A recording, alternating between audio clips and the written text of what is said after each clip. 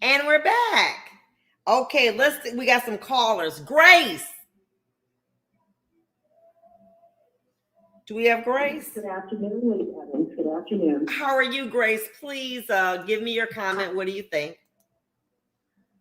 Can you give me a quick summary? Because I think I lost where we actually was with the discussion. Talking about the male species and his behavior within a relationship. And we're talking about we're talking about, and I had this conversation with my daughter, that, maybe you need to stop looking for the elusive unicorn, the black man that's educated, that's sexually endowed, that has a good job, and that wants to be committed to one woman.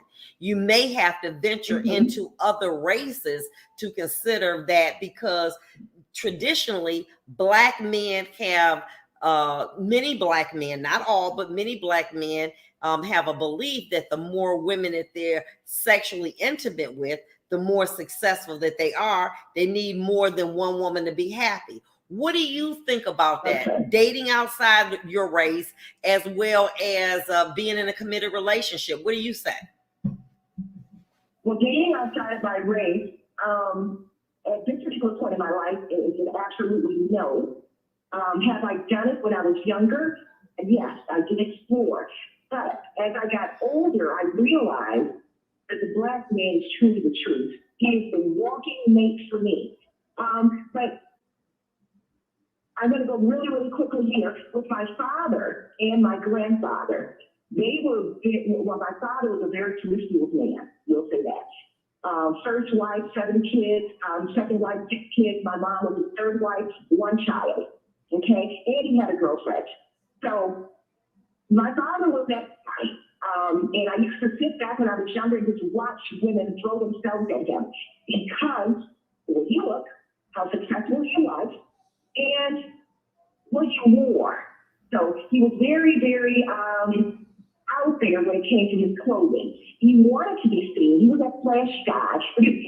But women just threw themselves at him. So I understood where women were coming from at a very early age, and me being young. Just why are they doing that? And I'm watching it. And he knows I'm around. And do I go back and report to my mother? Absolutely. But she already knew, what was going on. But let me ask you a question. Let me ask you a question. And what was her response? Her response was, she's known his behavior for a long time. Was he, I want to say, well, I'm going to say yes. Absolutely. But she had to dismiss him. My mom left him because of his foolish ways.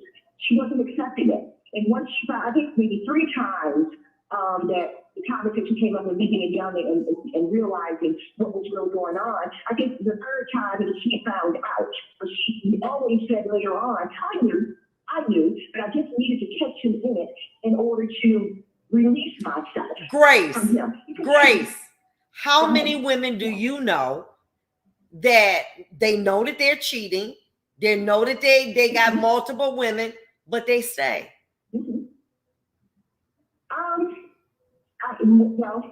I have a few girlfriends have done it and still there.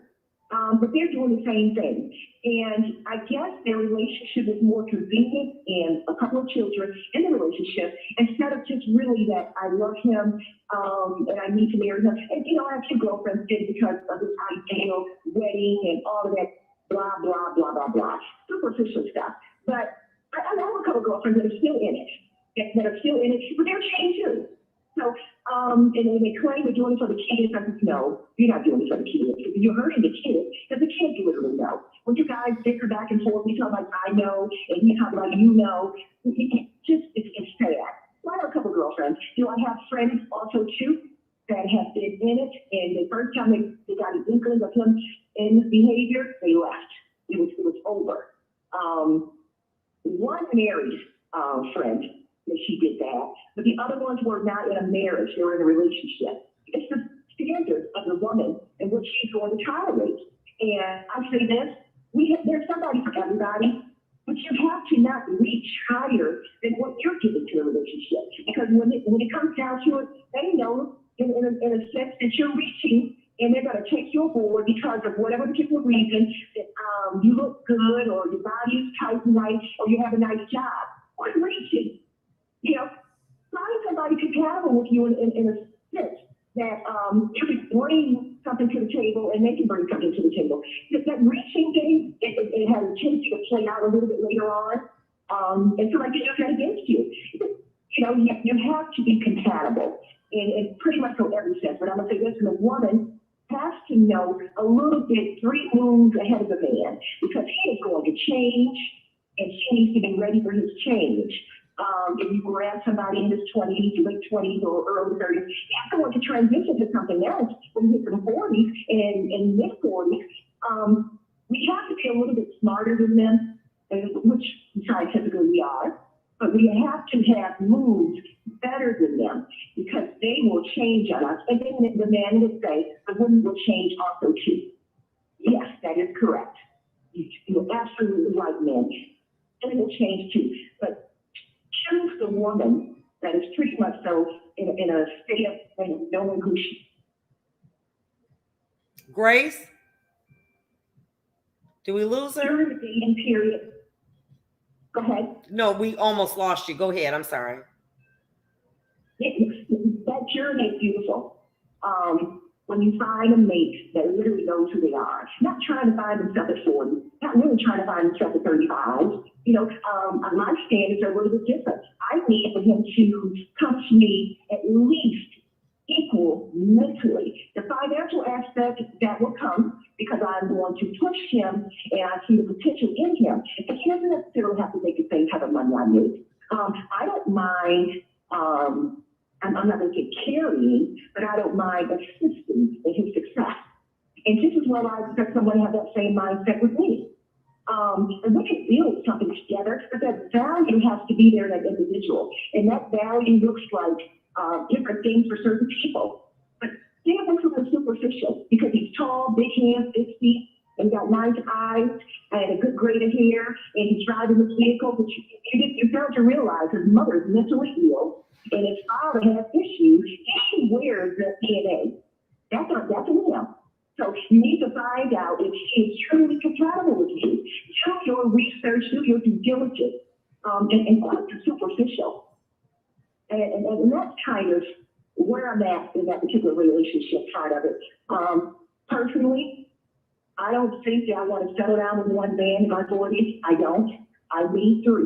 Yes, I said it. I need 3. Oh, you need 3 men.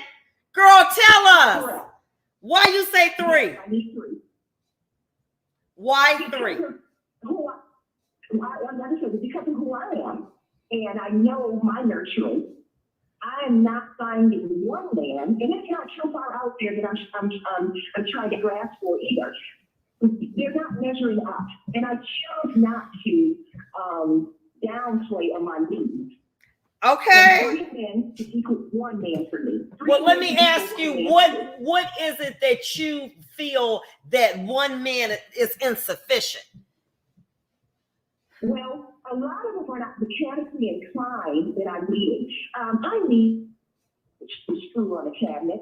I need for him to change the water heater in our home if it's need be, not call out for somebody to do that.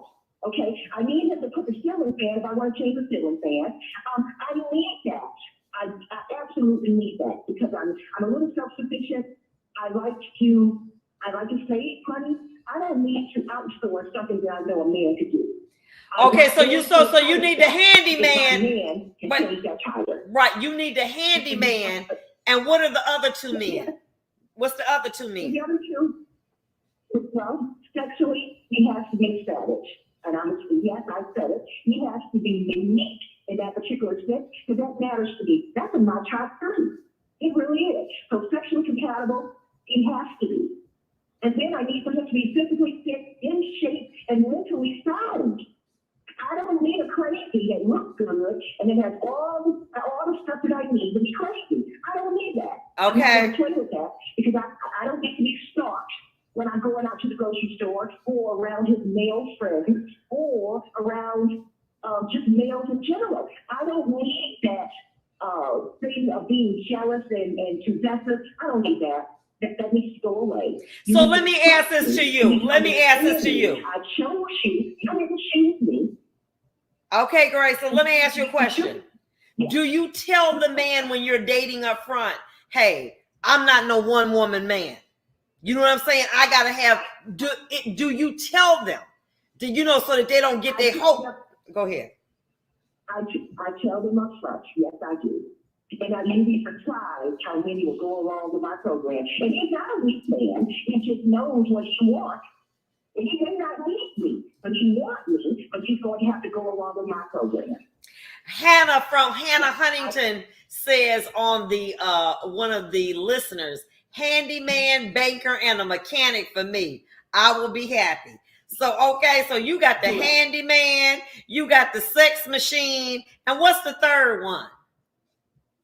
He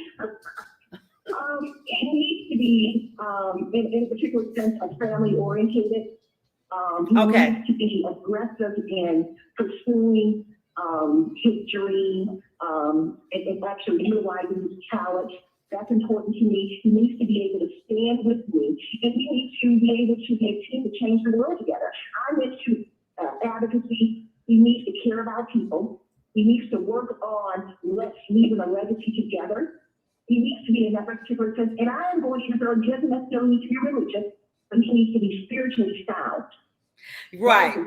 And so basically you need a man who is willing to give you, who is mentally compatible with you and emotionally compatible with you and stable, as well as the handyman and then the other. Listen, thank you so much. You know what I love about Grace? Your transparency. I love the fact that you motivate other women to be able to say, listen, don't just live this omnibus one-sided life, but listen, life is lived to be enjoyed and being honest. Look, we'll be back. I've got callers on the line, all women. I can't wait to hear what they say. We'll be back.